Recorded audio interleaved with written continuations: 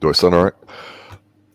Good evening. You're listening live to the Extreme Movie Show. I'm your host, Rob, broadcasting to you from the Extreme Studios in the Pinellas Palace, just west of Orlando, Florida. I have from the great Midwest, RDV. And tonight, ladies and gentlemen, we got a request, Eastern Condors. And actually, RDV, this is a double request because somebody mentioned it in one of our last reviews, and then someone seconded it. And actually, I got a private DM today saying third.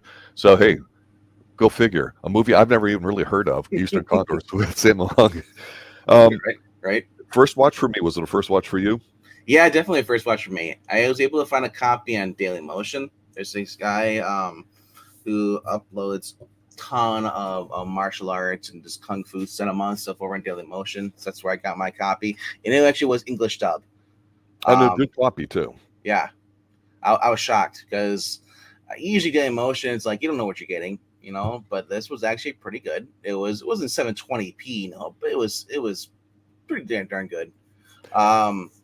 This is also available through purchase, I believe, rent through Amazon Prime. I'm not sure if it's. I looked up. It said Amazon Prime, so I don't know if it was like an old link and saying like, oh yeah, if you have through like this region, because sometimes you can't. It may say it's available through Prime, but it's not. It's an outdated link. But I gotta say though, after watching this and I was reading some other reviews people talk about, and this pretty much is Sammo Hung he proves right here he doesn't need Jackie Chan in this movie. Yeah, I mean, this is a 1987, I believe, and again, it depends on which part of the world you live in, or even what region, what your availability to see this. Because, like, say, to your point, Daily Motion, it's a beautiful print. And one of the things that immediately jumped in my mind is some of the things we've talked about with movies from the 80s, whether they're American or not, where when they're shot on location and they're using a lot of stuntmen and a lot of just practical things, it makes it feel a little bit more human. Like in here, you got some shots of them in the snow. You get the big training montage, kind of sort of how we get the team together at the beginning. And actually, this sounds really stupid. And I know it's a minor thing and it doesn't mean anything, but it does show the character of the person.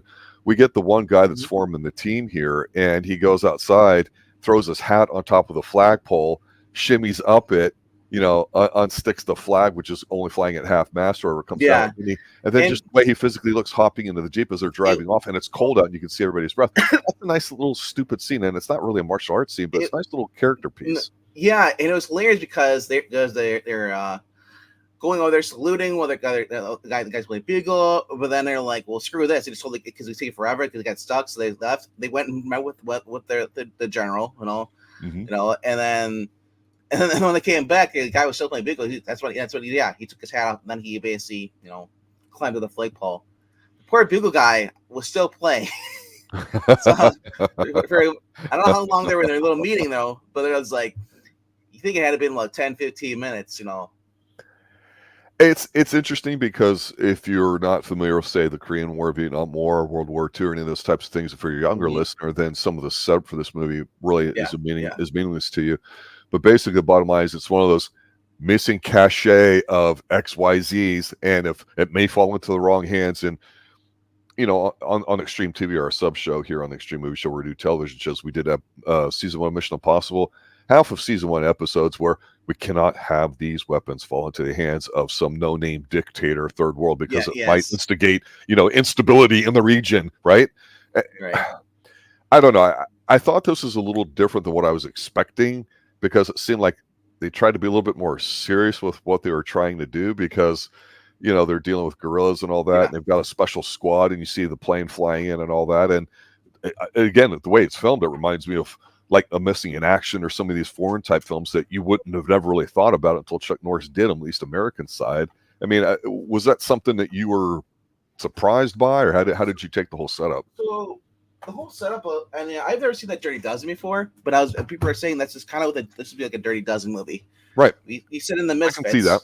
Yeah, and they basically the U.S. government wants to go get they lost the war in Vietnam, but they left the stockpile of just like all these weapons and ammo and stuff. And they show you some clips from Vietnam War where they actually were shoving off the Hueys and stuff into the thing, which I still think was stupid. They should have took them home. You never leave your stuff behind. No, but anyway, just proves Afghanistan was the first time that happened. Maybe on a smaller scale, on a smaller scale, but it wasn't the first time. We've left stuff behind home or jumped up Well, they're dumping into the ocean, so I don't know what they did for Vietnam other than that. But anyway, yeah. So they're like, well, we'll get a bunch of criminals. We'll bring them out of jail. We'll get about and we'll get promised them $200,000 each. And they don't even tell them what they're doing at all.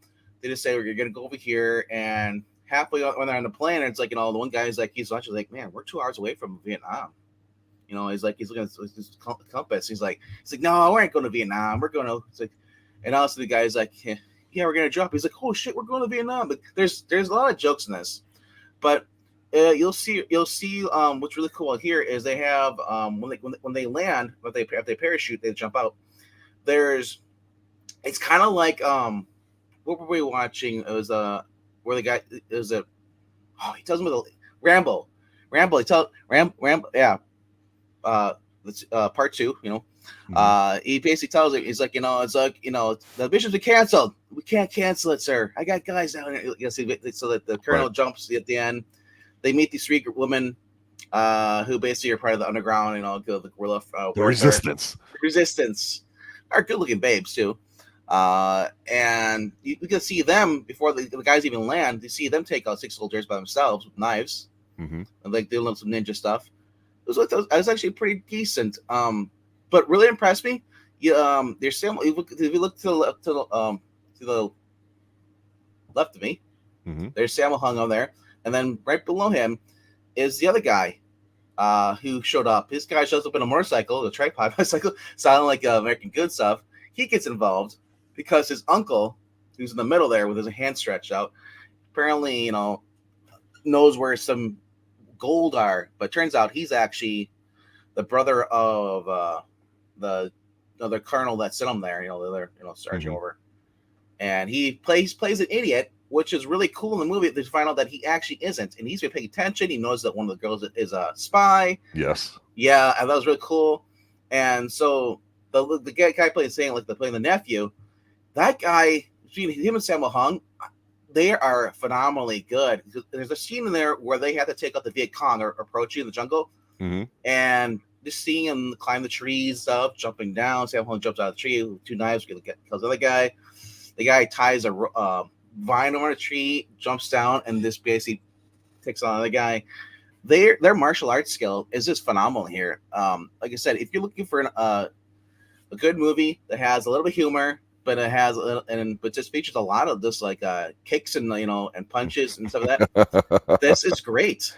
It's more of what I would call, is my own description of a singular strike type movie where you get the 1 or 2 hits and that's it. Because this movie reminds me of what we've talked about since about 1985, 86 in American action movies, that they turn and emphasize guns more rather than the fisticuffs, because you get a lot of that here with the gunboats and everything. And it is kind of an interesting setup, one that we have seen before or been familiar in some movies, where you've got a group of people, in this case, they're bad guys, and they're promised the world and a pardon if they go on this trip. So, not everybody's able to do the night drop. And because it's a secret drop and you're watching at night, it's still kind of cool. This is not CGI, right? No. So it's neat how they do it. And again, in the 80s, there was so much of an emphasis placed in, especially with Chuck Norris movies, about Vietnam and returning soldiers, POWs, that sort of thing here. And of course, nothing ever goes to plan, right? It's supposed to be aborted, but then you've got a spy in the group. They're going off track. They're, what's the real reason that they're being sent here, sort of thing. And then what's really great about this, there's a villain who's trying to lead the Vietcong. This skinny little guy, little prissy guy. He's got a little fan, he's got glasses and all. And everyone's afraid of this guy. I'm like, why is everybody afraid of this guy? At the end, you get to see this guy who call him Mr. Giggles. And he not Dr. Giggles, for those of you that are fans of the horror movie. Yes. But this guy giggles, he goes, hee, this little thing. But the guy can fight too.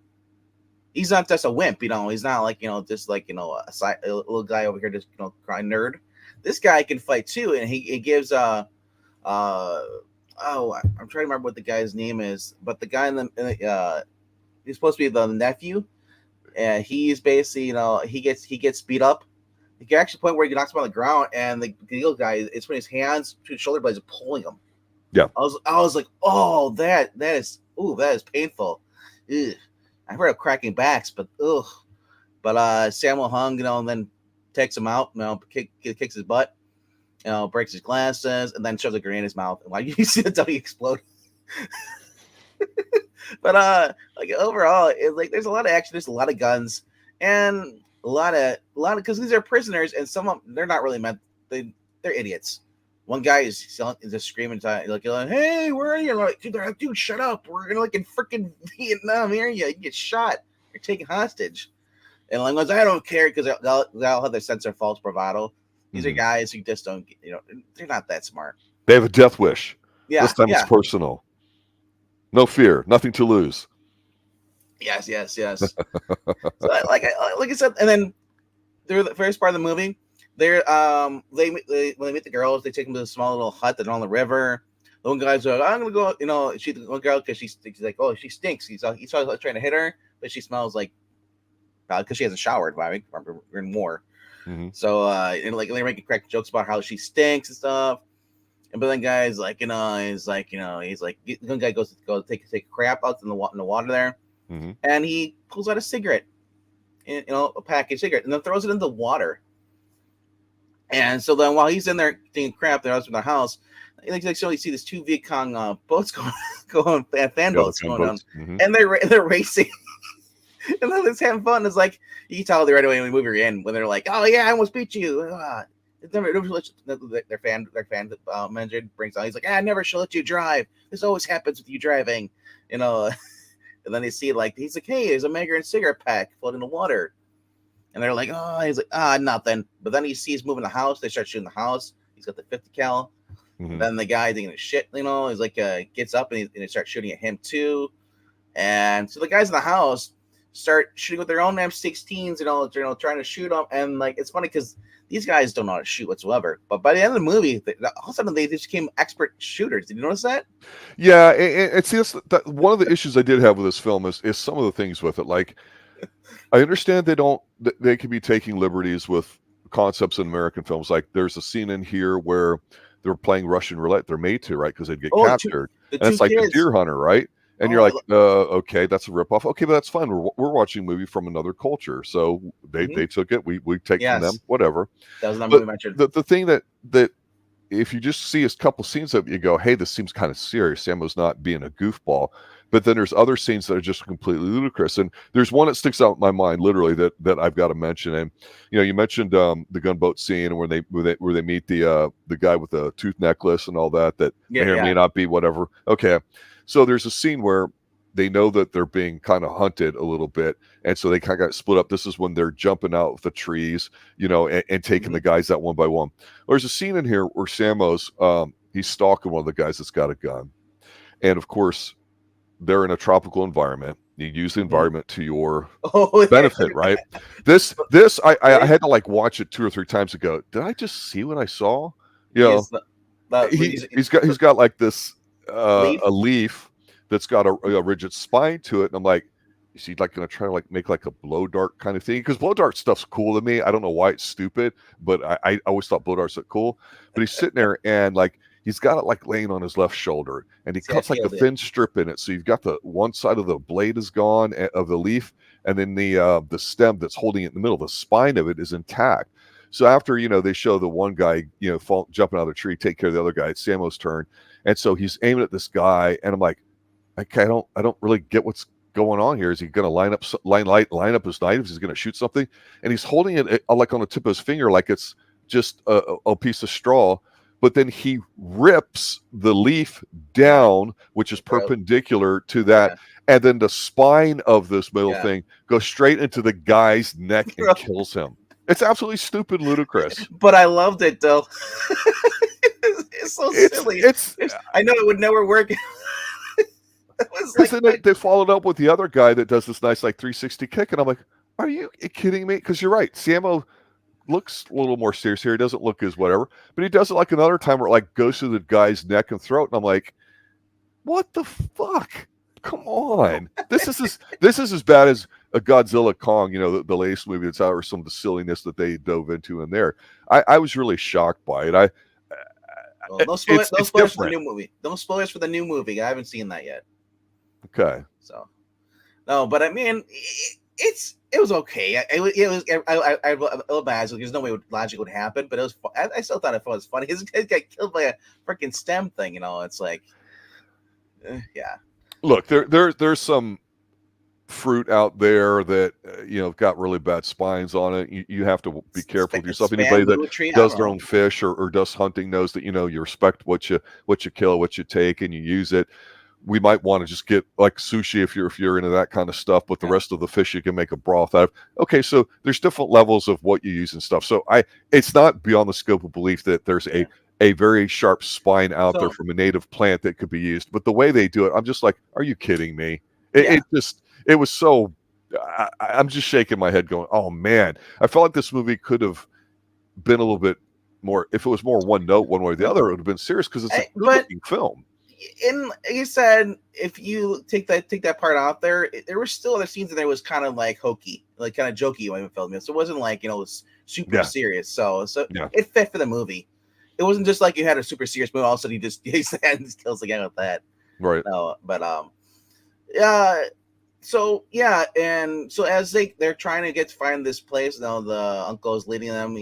After he reveals that there's a spy, they capture because they eventually get captured by the Vietnam after this whole scene. Like you saw that the guys being chased, they get surrounded. They're thrown into like somewhere in the underwater prison there, and then we get to the Russian roulette. They have two kids, and I thought they're gonna have these two kids gonna play Russian roulette, but they're actually using prisoners as they put the two bullets and they spin around, and then they're placing bets, the adults, and then they shoot the prisoner. These kids are, oh my gosh, they are heartless, and there's no remorse whatsoever. And so but keep this in mind. These kids, they're playing this game, and then one of them gets reprimanded because he's playing this game, and he has one of the prisoners. He has his uncle in there, and his uncle's turn. Uncle's about to die because he saw the other guy, just finally died. And uncle, gets saved by the commander of the Vietcong, commander that's at his camp, and says like, "No, what are you doing? We need to interrogate him." They pull him out, and they throw him into the back of the cage. And then you see Sammo Hung and one of the other girls escapes. But this is also where we get the reveal of who the spy is. Actually a spy, and that's one of the girls. Yes, is in by the radio station. She's speaking with one of the commanders there, and so of course Uncle, who's crazy, kind of laughing he at this point, because that's one way we know that he's kind of something, because when he first met Sammo Hung's group, they're hiding his hut. He tried to warn the Vietcong that they were in the back there. He's like, "Oh, I got proof," but no, he believed because he's always been acting crazy, right? This past couple of years. So I was kind of like, is he really crazy, or he's just kind of like, he's really persistent, like he actually can understand certain things. So that's really, especially when he noticed the girl in there, he just stood there and watched, and then he started laughing again. I was like, oh, he's not as crazy as you think he is, because he's noticing things. So anyway, after the girl sees that the one spy sees that they're escaping, grabs her gun, kills her who was her friend, the guy who was helping her out from the Vietcong, kills him and makes it look like, oh, I'm part of the team. Uncle eventually says like, oh she's a spy and stuff, I saw her on the thing, and she tries to make a break for it. She ends up basically getting cornered by the two other girls, and to the one girl with the braids, she's like the main girl. You see she's the bottom left corner with the hat next to Uncle. Mm-hmm. She's like, oh, I know. It's like, oh, I can't believe you're a spy. And then the Palin goes behind, and he's like, let's take a look at here. Poof. Back of the head, just shoots her in the back of the head, and you see the blood splat on the other girl's face. I was like, dang, I was not expecting that. A little hardcore for this. It sounds really kind of convoluted, but the basic premise again is this group of convicts. They're basically promised money, the riches, whatever you want to call it. Go destroy this bunker that's got this stuff in it before the Communist Chinese Party, or really the Vietcong arm of it, can get to it. So all these mishaps go along the way. And I talk about the stupid little needle scene or whatever, where he kills not one, I think, but two guys with it. Yeah. And then here they're getting to the bunker at the end. And you and I have talked about A Millionaire Express, how we liked there's a lot of jumping scenes, jumping from a high thing in one shot. You get Sammo doing that here because they're planning on getting onto the Jeep that's got some of them. And they got across the bridge too as well later after that. Yeah, so you get the he's got the grenades in his hands, and they won't shoot him because they'll let it go, kind of thing. And the people are crawling underneath. So stuff we've seen before. Yes. So you're like, okay, the infiltration of this base. It's in the middle of the day, not at night. It's cool looking. It makes you think you're there. I'm sure you were there. But then, like, he gets a machete because the grenades go off, and then there's all the shooting going off. I'm like, okay, this is a nice little set thing. But he decapitates a guy. You see all the stuff, and it's like, you're gonna have decapitations, 360 roundhouse kicks to the neck, these little straws killing things, and these are the type of gun explosions that are like, you recognize them before. I don't know what you call them, but they're the very bright kind of tinny ones. They're not whatever, and it's like, what the hell kind of film you're trying to be? A martial arts film, an action film? I guess it's just a lighthearted action film because it's like Rambo with, like you say, with the 50 cals, and everybody's got him, the girl, everybody. And it's this huge shootout, and I'm like, what is this, fucking Commando? Before so he has the grenades, and I love that scene where when he's about to get on the truck, he jumps off the cliff. You see he has legs going like, and it lands on. It's like slow motion. They do it a few times. They do it with the other kid, nephew kicking. Yeah. He does like that, and you're so I was like, what is going on here? Ninja. I was waiting for that. But it was like the Bionic Man kind of like the noise when they do the kicks and like, yeah. That's what I kept thinking. I was like, this is like Bionic Man. 600 Man. Anyway, so I like that. And he said, and he has the other kids, the other ones right on the back of the truck, and then his job was basically to take the truck up, and destroy the 70 cal. Sorry, not 50 cal, 70 cals. They're in the bunkers up there. So the others could come behind him and get up the across the bridge. And he told him wait for explosion. But because he's about to throw these grenades, and his plan was to throw them into the each dugout. But because when they go to throw it, the idiots in the truck decided to make it because they're holding hostage, kick the grenades on his hand, and they fell in the truck. The truck exploded. Huge explodes there because it hits a gas can here, there. It was crazy. But you're right. He starts going in. Then he starts running around, and starts jumping across these little bridges they had. Yeah, it's like he's doing the Ninja War TV show thing where we're hopping on. We're like, what the hell is this? So, and it's like he last time he bounced up, he goes to the top of the hut. Goes to the hut. Yeah, you said takes a machete, kills the one dude, takes a 50 cal, starts killing the other guy in the other crowd, the other gut. And like I said, it was just like nuts. So because he's doing this, the guys did not realize that the explosion was the wrong explosion. The rest of the crews are coming out. They get pinned down. One dude gets shot in the legs. The other one gets shot like in the side. And the girl gets her arm chopped off at the wrist, and you see that, and you're like, is that bone? I mean, it's like, come on, what are we doing? Well, yeah, towards the end there, when they get the bunker, the one girl, he chops her hand off. But I got a little scared here with the final battle here because the set piece, I thought the bunker looked cool. It looked almost as good as any James Bond secret underground lair things here. But there's a big shoot up. I'm like, uh-oh. But then they do give you a nice big fight here at the end, mano a mano with two guys going at it. And it's really good action. Yep. So they're only down to 3 guys by this point. Uncle, Sammo Hung, and nephew. And sorry, it's 4 because he had the general too. But the colonel. But the colonel he's like, they're gonna blow bombs, and then also they get turned on by the 2 girls. They're like, no, we need these weapons for our own army. We're dying over here. Right. And she betrays or shoots them, and then she goes to try to shoot Sammo Hung. Sammo Hung just takes his machete and chops her hand off. She's like, ah! Her hand's still on the gun. She's like, ah. So then you see her kind of slink away, But she gets into a good fight here at the end. Everybody gets their chance to shine, like we said. Yes. She runs away. She puts all the bombs on with almost another guy, who's the one obnoxious guy. He is the one who had the little brother gets killed, but you recognize because he wears the little swim goggles. Yep. Yes.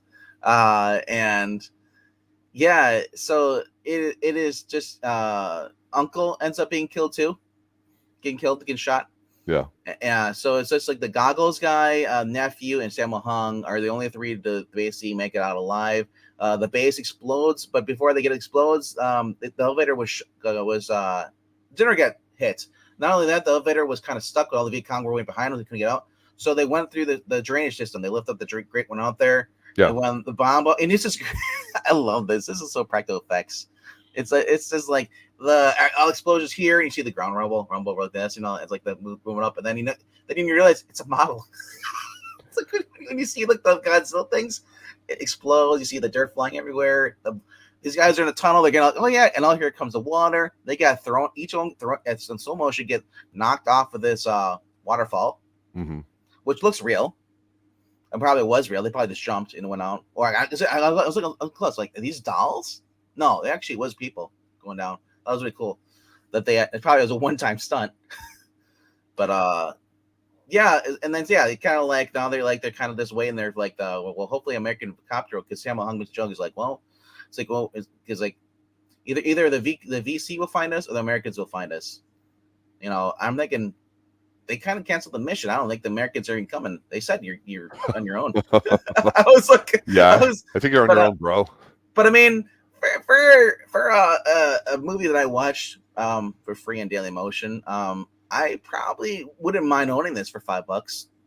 I don't think it's worth like a $20 Blu-ray, but if a Walmart bin, $5, definitely worth one. Here's the thing, despite the differences that we like to illustrate between American movies and what we have here, this movie, to me, especially the last part of it, was pretty interesting, because I've always said that I wasn't the biggest fan of the comedy style of martial arts, but going back to this final battle here, one thing that we've talked about before is, we always love a good physique on a guy or a girl that looks like they can do it. And when you're watching a foreign film with people that are, normal to that area, like a Jackie Chan, he's maybe 5'9", 150. He's not the biggest guy in the world, but he's fit, he's active.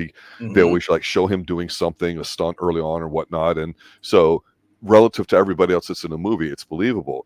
And so here, forgetting the whole war stuff and the guns and explosions, which I think's kind of not the shining part of this movie, it really, once we do get the hand-to-hand, which they do save it here at the end, is actually very good. So when they get inside the bunker here at the end, yeah, you were talking about the skinny guy with glasses. I have to back up and mention, in the Canon Classic Break-In, and of course its sequel Break-In 2 Electric Boogaloo, I had described those guys as the skinny guy and the skinnier guy, the dancers, because those guys were in everything, Break-In movies and music videos, whatnot, in the 80s. But in here, Sammo's the biggest guy, and people might say he's fat, he's a little chunky, he's big boned, whatever you want to call it. He's very athletic. We talked about this before. Right, but a lot of the guys here are like maybe $140, $150. They're not big guys. And so what I thought was interesting in this layer, once the gun stuff stopped and people started dying and you were left with just a few people, the lady, I don't know who she is, but already she stuck out, not because her arm got chopped off at the wrist, let's say, her hand, I should say, but the fact that she comes back in a fight with the guy and all that, ends up getting stabbed a couple times. She takes some good tumbles, but then she ends up basically, as she's dying, gets the guy's neck, in her legs and all that. I'm like, that's a good scene. But you have another scene going on in the background that they go to it. But the surprise to me was not Sammo Hung fighting in his scene. It's the skinny guy, because there's two things I'll mention. I always thought the style thing was neat. Like if somebody was a master of, say, the sai or the sword or the nunchaka or whatever it is, right? Yeah. Or a certain style, eagle, crane, this, that, whatever. And we get to see it. Styles make fights. This guy is probably 130 pounds. I mean, it's painful looking at him. I feel like his clothes are going to shatter his body. That's how scrawny this dude looks. And he's got the glasses, and he's sitting here watching all this crap happen in the bunker, and he's got the fan, and he's just fanning himself, the dopey ass smile, right? But he's a master of the claw, and him and the one dude get in the fight, and it's a long fight, and they're not fucking around. This is a good fight. I was really shocked and surprised by what they did with the scenes and the choreography. And I'm assuming, I should have looked this up, but I believe Sammo probably choreographed this, because he had been choreographing things for 10, 15 years now. This is a very good thing. And like with the fight scene with the girl who ends up dying but killing her opponent, they don't screw around. Of course, if she wraps her wrist up, but the guy's stepping on it and grabbing it and stuff. This is good stuff. So it's funny you mentioned before that Sammo being a little heavy. In the movie, they actually, one of the Vietcong does call him fat. that's kind of funny. They call him fat, and he actually kills the guy. But if we're the stunts, because this, I was looking up. This is Sammo's stunts team, and apparently he slimmed down for this role, so he could do their stunts. This is the best that I've seen him look. Can't say that I've seen a lot of his films. I think he did some American TV in the early '90s, but he looked this is the best I physically have seen him look. Yes, the color, his face, his body, his movement. This is by far this is like peak Sammo for me. Yes, and then you'll see him like when he goes into starts doing movies with Jackie Chan, because this is Golden Harvest films. You notice that he's put on a little more weight. He's kind of not doing as much. This is a slim down Sammo Hung. I thought it was really good. The girl we're referring to, we don't know who she is. She's the main girl. Her name's Joyce Godenzi. She apparently her biggest role. This was her biggest role, at least that we've come across. The only movie I can recognize her being in was Super Cop, and she was when they had the cooking scene with the cooking show scene. She was one of the girls in the audience. She was a cameo. So apparently, this was like her biggest role. She was in some other movies, but like I've never Angel Enforcers, which is another 5.4, I guess. But or actually, no, it wasn't Super Guy. It was Mr. Nice Guy. It was the Jackie Chan movie, the one we don't really talk about. Richard Norton is in there, and he's the guy from Shanghai Express or Millionaire Express, the movie we covered. That to your point, you pointed out how he was injured, and that's why he was stayed on his pivot foot, and he's got the beard. And his big catchphrase is like he'd smack you around, you'd stop, you tap the blood in your mouth, and you'd be like, painful. He's in that. He's in a lot of stuff too, and we haven't talked much about him. I think the guy plays the nephew in here. The more I look at, I think that is Biao Yuen. And he was just another one we just watched. I think he was the fire captain. I think. Okay. He just went on record gets emo haircut. That's why. Yeah, but he was and we just watched the other one. I think that's where he was from. But thank you, Anthony Draven, coming saying that she's also married to Sammo Hung. Okay, I did not know that. That's kind of cool. So, Miss Hong Kong, 1984. Nice. Like you said, everyone in this movie, no matter what multiple character, played a role. Even one of starts at the end, you get Billy Chow. He gets his own fight scene in the final boss layer. Yes. He's going up against Biao Yuen, and like I said, everything was cool, epic in here. The girl has got her hand missing, even though you tell it's wrapped up, logically she's fighting with a knife, and she's fighting against another dude, and like she's like kicking his butt, and then like just about the guy stabs her, but it doesn't stab her all the way. At least I think she did. I guess it's hard to tell, but she gets stabbed in the gut, but then she plays dead, but then she quickly grabs them, with her legs, and it's just head neck scissors. Yeah, neck scissors, and stabs him into the chest, and that guy dies. Yeah, I was shocked. I was like, I think I don't let her live, even with no hand. This is a girl who basically survived only being betrayed, losing her hand, and being hit on by that one dude who almost every movie. We'll call him Shotgun Boy, because that's what he was. He wore the shotgun. He had the little cap, and he used to hit on the girls. It was interesting to see. Product placement was Camel cigarettes. Yep. Camel. Yeah. And then, but overall, though, I thought it was a decent movie. Like you said, I've sat through worse, and I think this is a lot better movie story plot than what we previously watched was Millionaire Express, the last one. Sure, Shanghai Express. Shanghai Express, yeah, as Americans call it. But Shanghai Express had some more cool kicks in there, more jumps, off the stuff. But this was actually pretty good. This is Dirty Dozen with a little bit of Deer Hunter. For being a movie, a Hong Kong movie production there, and like I said, I'm really big on Jackie Chan, so it's weird to me seeing Sammo Hung in a movie that's Jackie Chan's not there. I know, right? It gives you a different perspective on his capabilities, and it also makes me wonder too, as we talked about when we did Jackie Chan's the Brawl movie, The Big Brawl, from 1980, when we reviewed a few weeks ago. We're talked about these two being kind of like a couple. They're really not. But if you watch Sammo Hung movies before you even saw any Jackie Chans, that's it. Most people associate the younger crowd, Rumble in the Bronx, with Jackie Chan or even the Rush Hour films, as opposed to all the stuff he's done before. And we've done a mix of them. Definitely. We started at the 80s and we went back to the 70s and we went to the future. But it's amazing because when you think about a lot of the film, what do you remember? Key scenes to me. I go, well, it's got a really good final fight. There's, some interesting things along the way. The needle scene going out, the giggling general thing, his whole thing with the claw with the guy and the fan fighting him. He puts the claw on him, and then there's a scene where the dude's chest down, screaming because the guy's got his hand in a claw formation, like on both of his shoulders there, and he's like ripping them apart. I'm like, I was a big Blackjack Mulligan fan, all the claw stuff and wrestling in the territory days back in the 70s and 80s. So I thought that was cool. And then you see it in martial arts, you're like, that's neat. Like I said, the camera shots, you see even in the distance, you see him jumping off of things, going onto the either he's going to jump into the huts. They give you the one shot to see the entire stunt, not a heavily edited stunt. No, yes, and of course the girls with the 50 cals.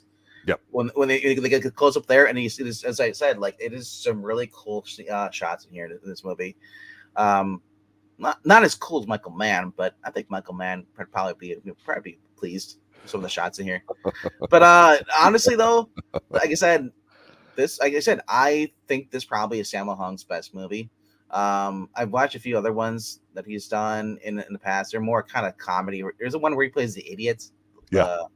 I forget which one it was, but I think Jackie Chan was there too. But yeah, it's just like this is Sammo Hung.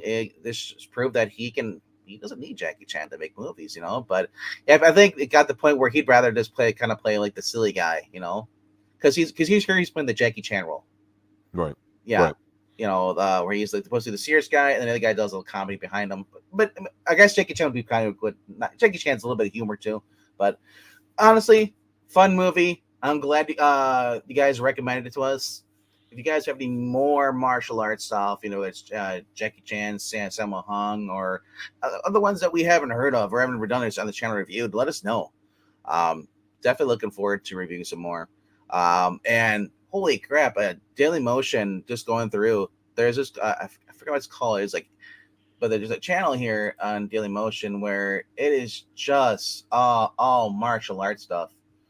And it's called, so it's called Asian Crush. It's the name of the channel. Oh my gosh, there's so many on there. And there's another one called Kung Fu Movies on Daily Motion. There's tons of movies on there. I saw In the Line of Duty's on there too as well. So a lot of those. Number 4 is on there with Donnie Yen. So it's 3, which we just reviewed. There's so many on there, and like I said, I love having access to movies they normally would not have here. That's one of the good things about Daily Motion. But like I said, as much as I don't encourage piracy, try to find these. I was going to check back at Eureka, see if they have any more of these for our region. But that's another one. And Shout Factory is one. We have a lot of movies too as well. Because sometimes I go to Amazon, it's like, oh, here's the movie not available for purchase in your region. Exactly. I'm like, make it purchase. I want to get it. Man. This is because I feel like, man, we went from like the old, remember back in the day, if you got a movie, you're lucky you're getting a bootleg movie back in the day because they're so hard to find. And it's a shame because this movie, when you watch it, the Daily Motion print is a good copy print. It looks like it came off of Tubi, let's say. Yeah. It's good. The color's rich. It's obviously film stock. It's not digital like just about everything is today. The explosions, okay, they are what they are, but basically, again, it's a lot of stunt work. It's an action film. I wouldn't call it a martial arts film, even though the last battle's a healthy chunk of martial arts, which to me, honestly, was the best part of the movie. I don't know enough about Sammo's catalog to suggest that this is his best movie. I think it's a different film than Shanghai Express. I think Shanghai Express feels like a bigger kind of blockbustery movie in a way. I don't know. I'm not saying that's good or that's bad. This one feels like your generic like summer action film, but nothing wrong with it. It's watchable. It's kind of odd and silly, and I tried to give something from another culture that I'm not too familiar with, some extra range to it about things that I may not know that might be funny, that like if somebody's watching an American film, they might be like, I don't get it. I don't see what the thing is. So with Sammo, it's just his comedy is just different than Jackie's, which is more of the physical type of humor rather than what Sammo's in, being a bit of a goof. And I like it when Jackie gets serious face and does it, but that's not what he does. So it just depends on what your tastes are. But I will agree with you. There's a lot packed into this film for only being like, say, 90 minutes long.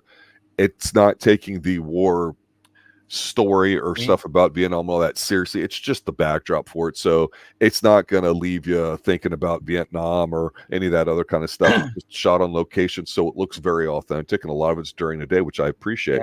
So I give them credit because I respect a movie that does more of this in it, that may seem old hat because it's not CGI and it has the stunts and it has a lot of fights in it, the hand-to-hand at the end in different styles. So it's got all the elements that you could want in it, and it's definitely a very watchable movie. I would agree with you on that. Yeah, I'm looking at the Lucky Stars one. He was in that. That's Sammo Hung. That's one's because we were watching those project. I guess seeing in Project A with he was uncredited, but he was with I thought he was in the first one, but apparently there's a Project A too. I have to look into that. I'm looking at IMDb right now, but if the professor ever wakes up, you guys should review martial law, and I'll join you guys. We'll do the first. I forgot about that show. I want to watch it again. For those of you expecting the Columbo episodes 2 and then eventually 3 to drop, there's been a technical snafu with that. That has not occurred at this point, so I apologize for that in advance. That's something we look forward to. I just watched the 3rd episode today. Really solid performance with Eddie Albert from Green Acres. 3 completely different bad guys, and it's this first season's really been good so far. I've been impressed by how good Columbo has been. Just know that they're going to record them, and we'll get them out, like once a week. Yeah, maybe we'll drop 2. Maybe we'll drop one on a Thursday and a Sunday. Who knows? Anything else you need to plug? Not much. I'll be going live on my own channel over on the Geeky Puppet Show. We're gonna do some readings over there. Justice League Europe from 1986. I can't remember what year. Probably 88. Probably. Anyway though, but I had fun talking about this movie. Actually, I'm just like I said, I didn't know what to expect this movie, and I looked it up. I was like, oh, it's Sammo Hung here. And I'm like, oh, is this some of the people that were just in the movie we're just watching? No. Yep. And it's like I never watched Dirty Dozen, so I didn't know what to expect. But I mean, I only think I know from Dirty Dozen they're a ragtag team, of soldiers. So it makes me kind of want to go watch the Dirty Dozen now. It's a good film. You'll enjoy it. You will like it. And Deer Hunter, another one I never got into. I heard it's Robert De Niro, I believe. And but other than that, though, we thank you guys for showing up, watching this. It's really cool to have 6 people watching. Because the last couple years, so we've kind of had like 2 or 3, maybe for the most. It's good to see more people learning about this channel. We need the watch time, so if you guys can go back and watch some of the older stuff. We are a little more. You see, this format you see here is kind of the format you see pretty much everywhere else. Except that we're on camera. But we appreciate everybody here, and we just need the watch time. We have the subs, but we're not monetized. We're nowhere near it. So if you guys can just go back and watch it, or put a playlist on, and just put it on mute. I don't care.